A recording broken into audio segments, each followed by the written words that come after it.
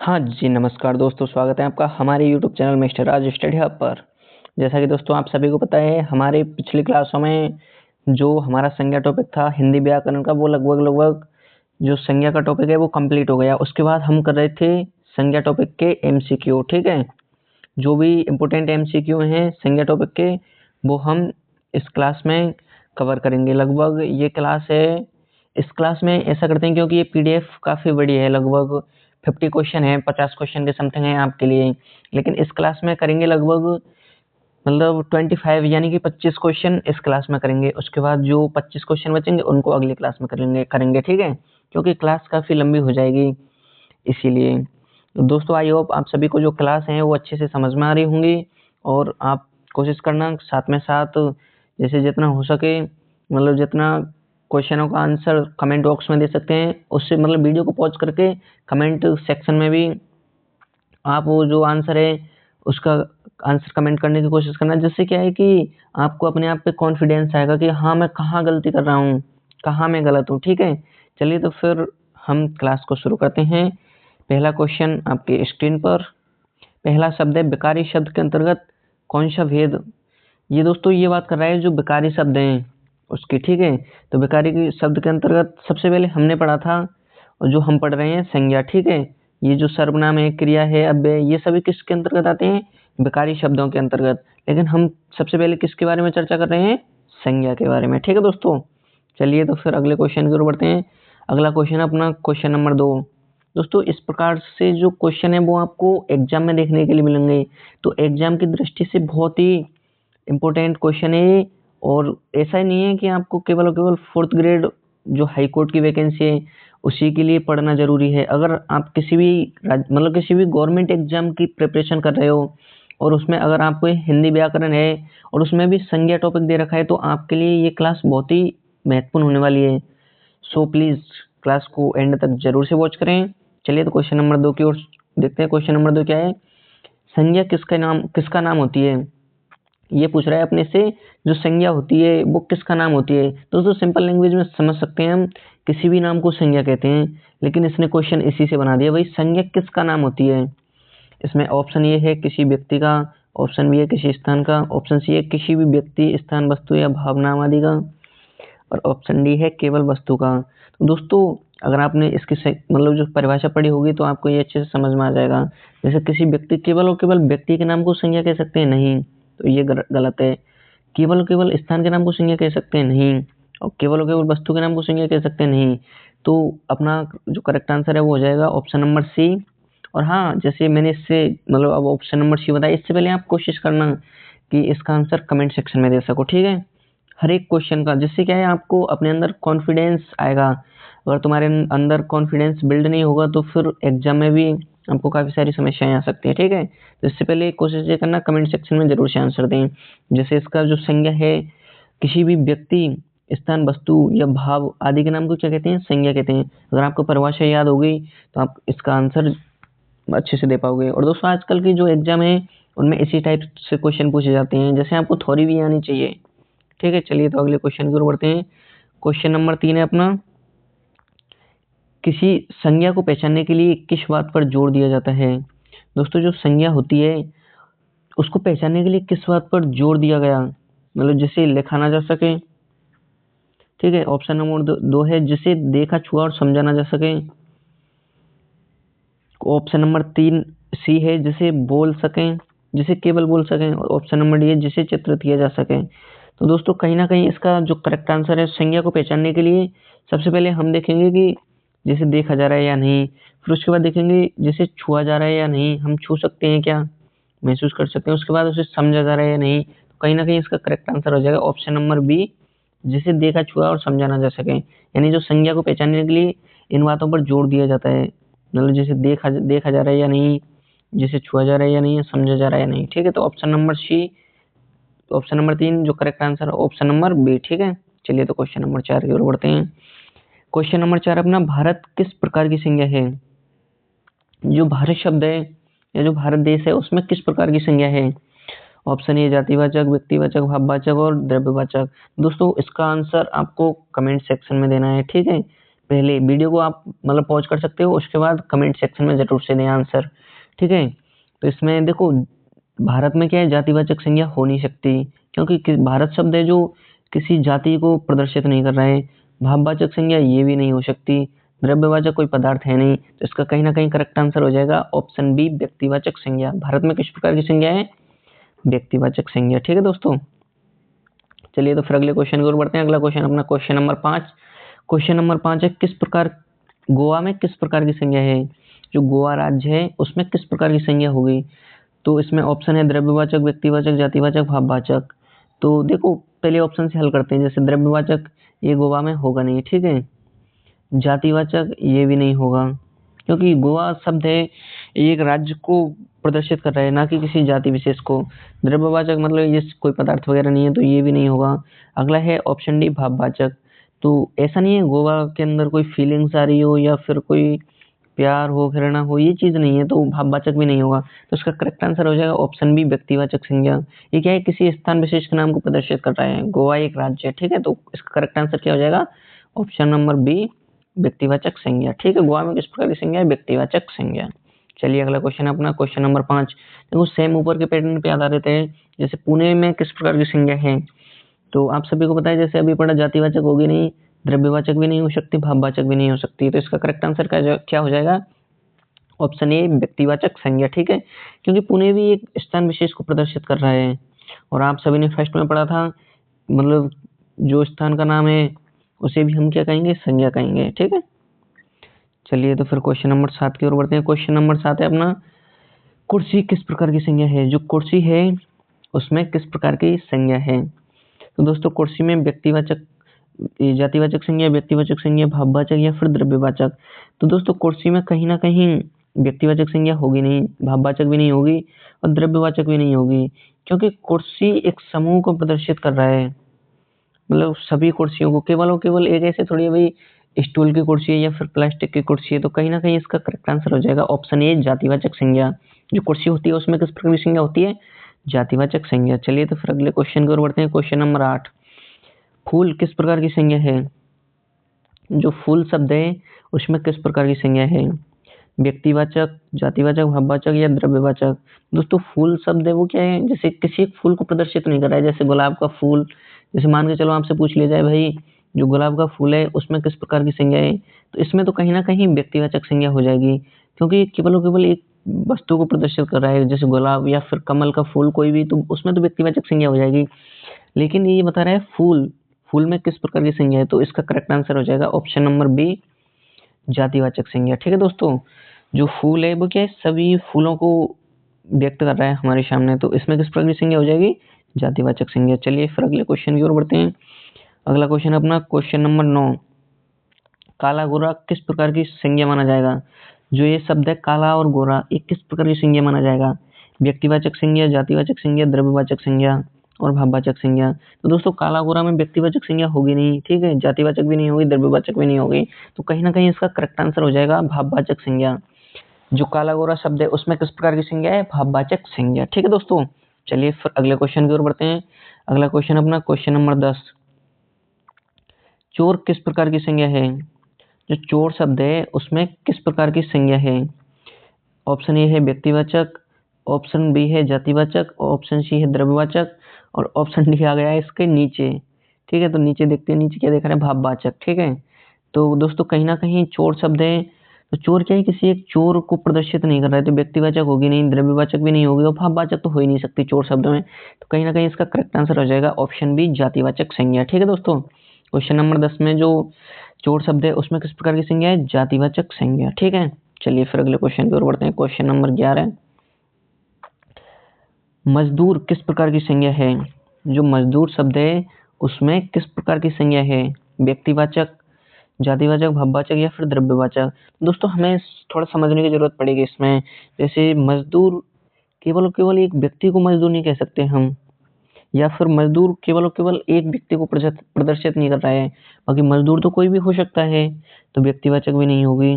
जातिवाचक, भाई मजदूर जातिवाचक होगी, क्योंकि भाई मजदूर एक जाति को प्रदर्शित कर रहा है, ठीक है। भाववाचक भी नहीं होगा, द्रव्यवाचक भी नहीं होगा, तो इसका कहीं ना कहीं करेक्ट आंसर हो जाएगा ऑप्शन बी, जातिवाचक संज्ञा। ठीक है, मजदूर में किस प्रकार की संज्ञा है? जातिवाचक। चलिए तो फिर अगले क्वेश्चन की ओर बढ़ते हैं। क्वेश्चन नंबर 12, जो कुत्ता है उसमें किस प्रकार की संज्ञा है? जो कुत्ता शब्द है या जो कुत्ता होता है उसमें किस प्रकार की संज्ञा है?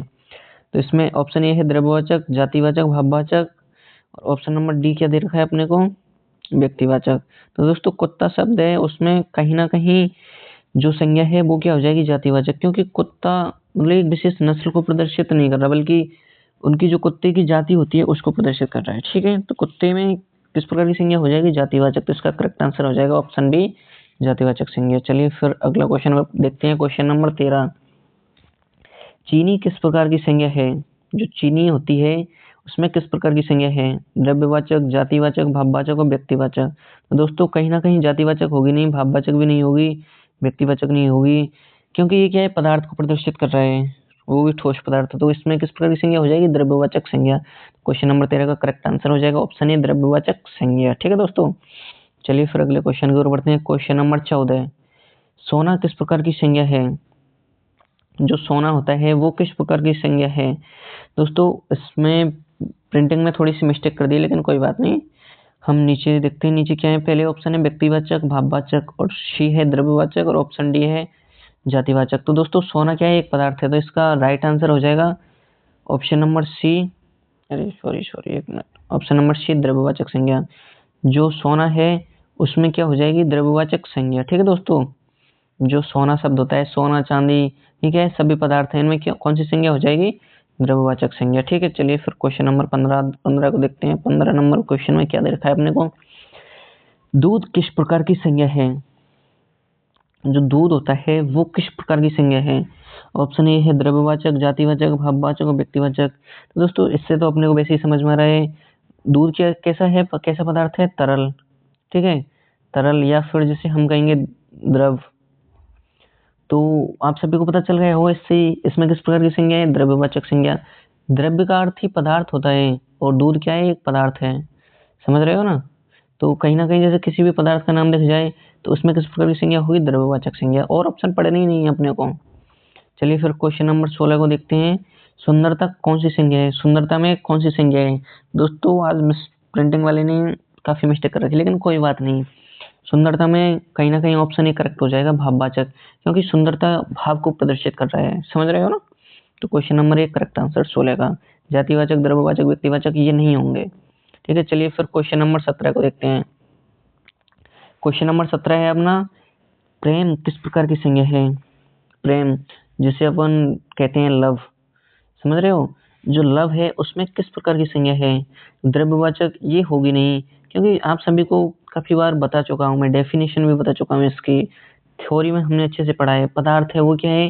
द्रव्यवाचक संज्ञा। ठीक है, व्यक्तिवाचक संज्ञा होगी नहीं, क्योंकि ये जो मतलब व्यक्ति विशेष को प्रदर्शित नहीं कर रहा है प्रेम, या फिर किसी स्थान को प्रदर्शित नहीं कर रहा है, विशेष स्थान को। ठीक है, जातिवाचक भी नहीं होगी, तो कहीं ना कहीं प्रेम या फिर घृणा हुई, ये शब्द किसके हैं? भाववाचक संज्ञा के। ठीक है, तो कहीं ना कहीं क्वेश्चन नंबर 17 का करेक्ट आंसर हो जाएगा ऑप्शन सी, भाववाचक संज्ञा। ठीक है दोस्तों, चलिए फिर क्वेश्चन नंबर 18 को देखते हैं। क्वेश्चन नंबर 18 है अपना, गुण और भाव किस श्रेणी में आते हैं? जो गुण और भाव होते हैं वो किस श्रेणी के अंतर्गत आते हैं? तो इसमें है जातिवाचक, व्यक्तिवाचक, द्रव्यवाचक और भाववाचक। तो दोस्तों आप सभी को ये भाववाचक संज्ञा की परिभाषा भी याद होगी। जो गुण और भाव होते हैं वो किसके अंतर्गत आएंगे? मतलब किसी के अंदर क्या गुण है, क्या भाव प्रदर्शित कर रहा है, तो वो किसके अंतर्गत आएंगे? भाववाचक संज्ञा के अंतर्गत। तो कहीं ना कहीं इसका करेक्ट आंसर हो जाएगा ऑप्शन नंबर डी, भाववाचक संज्ञा। भाववाचक संज्ञा में क्या है? जैसे उसके गुण और भाव को प्रदर्शित किया जाएगा। ठीक है, चलिए फिर क्वेश्चन नंबर 19 को देखते हैं। 18 अपना कंप्लीट हो गया है। क्वेश्चन नंबर 19 से अपना, भीड़ किस प्रकार की संज्ञा है? जो भीड़ शब्द है वो उसमें किस प्रकार की संज्ञा है? तो व्यक्तिवाचक, भाई किसी एक व्यक्ति को भीड़ अपन कह नहीं सकते, तो व्यक्तिवाचक नहीं होगा इसमें। द्रव्यवाचक ये भी नहीं होगा, क्योंकि पदार्थ है नहीं। ये भाववाचक भी नहीं होगा, तो कहीं ना कहीं इसका करेक्ट आंसर हो जाएगा ऑप्शन बी, समुदायवाचक, या फिर इसे हम कह सकते हैं समूहवाचक। ठीक है, तो इसका जो राइट आंसर है वो हो जाएगा ऑप्शन बी, समुदायवाचक। या फिर जैसे सेना हुई, वो भी क्या है? एक समूह है, उनमें किस प्रकार की संज्ञा होती है? समुदायवाचक। समूहवाचक संज्ञा को ही क्या कहते हैं, समुदायवाचक। इसमें आपको कंफ्यूज होने की कतई जरूरत नहीं है। ठीक है दोस्तों, आई होप आप सभी को अब तक के सारे क्वेश्चन अच्छे से समझ में आ रहे होंगे और साथ के साथ याद भी हो रहे होंगे। अब देखो अगला क्वेश्चन आ गया, सेना किस प्रकार की संज्ञा है। तो अपने को अगर जैसे क्वेश्चन आता है तो ऑप्शन पढ़ने की जरूरत ही नहीं पड़ेगी, डायरेक्ट टिक लगाओ। जैसे जो सेना शब्द है उसमें किस प्रकार की संज्ञा है, समुदायवाचक या फिर समूहवाचक। मतलब अपने को तैयारी इस प्रकार से करनी है, जरूरत ही नहीं पड़े, एकदम डायरेक्ट ऑप्शन पे टिक लगाना है, ये करेक्ट है, गलत तो हो ही नहीं सकता। ठीक है, और इसमें जो हाईकोर्ट 4th ग्रेड वाला है इसमें तो शायद नेगेटिव मार्किंग भी नहीं है, तो आपको तो सारे क्वेश्चन करके आने हैं। और इसमें एक बात बता देता हूँ, आपको जो सिलेक्शन दिलाएगा ना वो केवल और केवल आपको हिंदी के ऊपर डिपेंड करेगा, आपकी हिंदी कितनी मजबूत है। अगर आपकी हिंदी मजबूत नहीं है ना तो फिर आपको सिलेक्शन लेने में काफ़ी सारी समस्याएं हो सकती हैं। ठीक है दोस्तों, चलिए तो फिर अब अपने को क्या सरप्राइज है भाई, राजस्थान हाईकोर्ट 4th ग्रेड के लिए सक्सेस मिशन सीरीज, जो कि दोस्तों हमने टेलीग्राम पे लॉन्च कर रखी है, सक्सेस मिशन सीरीज। दोस्तों बहुत ही शानदार सीरीज है। अगर आपको हाईकोर्ट 4th ग्रेड में सिलेक्शन लेना है ना 4th ग्रेड में, तो मैं आप सभी को ये बता देना चाहता हूँ कि ये सीरीज आपके लिए बहुत ही कारगर साबित होगी। और इसकी केवल और केवल फीस मात्र और मात्र 99 रुपये में, समझ सकते हो दोस्तों। और तैयारी भी इस प्रकार से कराई जाएगी, जो अपना टेलीग्राम बैच है उसमें आप सभी के लिए MCQ क्वेश्चन की PDF मिलेगी। मतलब जो भी सारे सब्जेक्ट हैं, आपको फोर्थ ग्रेड में जितने भी सारे सब्जेक्ट आएंगे उनकी MCQ की PDF मिलेगी, विद आंसर की भी मिलेगी। ठीक है, और स्टडी से रिलेटेड जो भी इम्पोर्टेंट लगेगा कि आपके एग्जाम की दृष्टि से इम्पोर्टेंट है, तो वो आपको स्टडी मटेरियल भी प्रोवाइड करवाया जाएगा। ठीक है, उसके साथ साथ क्विजेज भी करवाए जाएंगे आपको टेलीग्राम चैनल पर। तो आप जुड़ना चाहते हो तो ये नीचे नंबर दे रखा है दोस्तों। अगर रियलिटी है ये, अगर आपको सिलेक्शन लेना है ना तो फिर एक बार सक्सेस मिशन जो टेस्ट सीरीज है उसमें मात्र 99 रुपये जरूर से इन्वेस्ट करें, क्योंकि अपन अपने लिए इन्वेस्ट कर रहे हैं, कोई फालतू चीज़ों पर इन्वेस्ट नहीं कर रहे हैं। ठीक है, तो करना कुछ नहीं है आपको, ये जो नंबर दे रखा है ये व्हाट्सएप नंबर 6375032584। अगर आपको ये कन्फ्यूजन है कि सर हमें जुड़ना कैसे है, तो आपको करना कुछ नहीं है, बस ये जो व्हाट्सएप नंबर है 6375032584, इस पर आपको कोई भी मैसेज करना है। आपको सारी जो भी डिटेल है, इन्फॉर्मेशन है, वो आपको बता दी जाएगी। ठीक है, हमने क्या है जो सक्सेस मिशन बैच है वो भी लॉन्च किया था, लेकिन अभी जो सक्सेस मिशन बैच है इस पे प्रॉपर वर्क नहीं किया जा रहा है, क्योंकि हमारी टीम में काफ़ी सारी समस्या आ रही हैं। तो अभी सक्सेस मिशन बैच, हाँ कोशिश रहेगी अगर जैसे काफ़ी सारे स्टूडेंट जुड़ते हैं तो इसे भी हम जल्दी से जल्दी स्टार्ट करने की कोशिश करेंगे। लेकिन जो सक्सेस मिशन सीरीज है ऊपर वाली, जो वो आपके लिए बहुत ही इम्पोर्टेंट है, तो इसे जरूर से ज्वाइन करें। ठीक है दोस्तों, चलिए तो फिर अगले क्वेश्चन की ओर बढ़ते हैं। अगला क्वेश्चन है अपना क्वेश्चन नंबर 21। क्वेश्चन नंबर 21 है अपना, किसी व्यक्ति के विशेष नाम को क्या कहते हैं। कोई जो व्यक्ति होता है उसका विशेष नाम होता है, उसे क्या कहते हैं। दोस्तों आप सभी को पता होगा, संज्ञा की परिभाषा पढ़ी थी, उसमें भाववाचक कहेंगे नहीं, व्यक्तिवाचक भी नहीं कहेंगे, सॉरी जातिवाचक नहीं कहेंगे, व्यक्ति विशेष के नाम को क्या कहेंगे, व्यक्तिवाचक। तो कहीं ना कहीं ऑप्शन सी करेक्ट आंसर हो जाएगा। द्रव्यवाचक भी नहीं कहेंगे। ठीक है, तो जो किसी व्यक्ति विशेष के नाम को क्या कहेंगे, व्यक्तिवाचक संज्ञा। ठीक है दोस्तों, तो इसका करेक्ट आंसर हो जाएगा ऑप्शन नंबर सी। चलिए तो फिर क्वेश्चन नंबर 22 की ओर बढ़ते हैं। क्वेश्चन नंबर 22 अपना, पानी किस प्रकार की संज्ञा है। जो पानी शब्द होता है वो किस प्रकार की संज्ञा है। तो दोस्तों आप सभी को पानी से समझ में आ रहा होगा ये क्या है, पदार्थ। ठीक है, पदार्थ है, तो कहीं ना कहीं इसका करेक्ट आंसर हो जाएगा ऑप्शन नंबर बी, द्रव्यवाचक संज्ञा। ठीक है, मतलब अपने को तैयारी इस प्रकार से करनी है कि ऑप्शन देखते ही अपने को समझ में आ जाए कि इसमें कौन सी संज्ञा है, या मतलब कोई भी क्वेश्चन हो संज्ञा ही नहीं। और आप जैसे अगर और भी अच्छी तैयारी करना चाहते हो तो टेस्ट सीरीज को जरूर से ज्वाइन कर सकते हो, जरूर से ज्वाइन कर सकते हो नहीं बल्कि करनी भी है जरूर से। ठीक है, बहुत ही कारगर साबित होगी एग्जाम की दृष्टि से आपको। क्वेश्चन नंबर 23 है अपना, नदी किस प्रकार की संज्ञा है। दोस्तों जो नदी शब्द है, अब नदी क्या है, जैसे आपको समझ में आ रहा होगा, किसी व्यक्ति को प्रदर्शित नहीं कर रहा है तो ये नहीं होगा, कोई पदार्थ है नहीं, नदी भाव भी नहीं है, तो क्या है ऑप्शन भी करेक्ट आंसर हो जाएगा, जातिवाचक संज्ञा। नदी किस प्रकार की संज्ञा को व्यक्त कर रहा है, जातिवाचक संज्ञा को। ठीक है, क्वेश्चन नंबर 24 है अपना, राजस्थान किस प्रकार की संज्ञा है। जो राजस्थान शब्द है वो किस प्रकार की संज्ञा है। अब अभी राजस्थान से अपने को क्या समझ में आ रहा है कि ये किसी स्थान विशेष को प्रदर्शित कर रहा है हमारे सामने, ठीक है। तो कहीं ना कहीं जो विशेष स्थान को प्रदर्शित कर रहा है तो वो क्या हो जाएगा, व्यक्तिवाचक संज्ञा। Option B correct answer, direct अपने को टिक करना है, ठीक है। चलिए फिर अगला क्वेश्चन नंबर 25, जो कि अपना लास्ट क्वेश्चन होने वाला है। बाकी 50 क्वेश्चन, बाकी जो 25 क्वेश्चन बच रहे हैं, 25 क्वेश्चन वो करेंगे अपन अगली क्लास में। तो अगला लास्ट क्वेश्चन अपना, ये विद्यालय किस प्रकार की संज्ञा में आएगा। जो विद्यालय है वो किस प्रकार की संज्ञा में आएगा।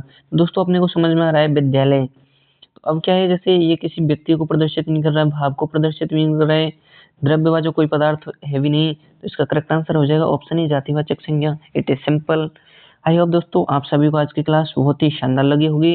अगर शानदार लगी हो तो देखो, मोटिवेशन के तौर पे आप इतना काम कर सकते हो, वीडियो को लाइक करें, जिससे क्या है हमें मोटिवेशन मिलता है आपके लिए, और भी अच्छे से अच्छा कंटेंट बनाने की कोशिश करते हैं। और हाँ, अगर आप चैनल पर नए हो तो चैनल को सब्सक्राइब जरूर से करें और बेल आइकन को ऑन कर लेना, जिससे क्या है, जैसे कोई भी नोटिफिकेशन, मतलब कोई भी क्लास अपलोड होती है तो उसके तुरंत बाद आपको क्या है, नोटिफिकेशन मिल जाएगा, जिससे आप इजीली क्लास को देख सकते हो, ठीक है। और वीडियो को जरूर से लाइक करना है। और आपका जो भी फ्रेंड मतलब इसकी 4th ग्रेड की तैयारी कर रहे हैं या फिर हिंदी उसके लिए इम्पोर्टेंट है, उसके समझ में नहीं आती, तो उसके लिए भी वीडियो को, इस क्लास को जरूर से शेयर करें, जिससे क्या है आपके साथ साथ वो भी अच्छी प्रिपरेशन कर सके, ठीक है दोस्तों। चलिए तो फिर मिलते हैं अगली क्लास के साथ, तब तक के लिए Jai Hind, goodbye and take care all of you.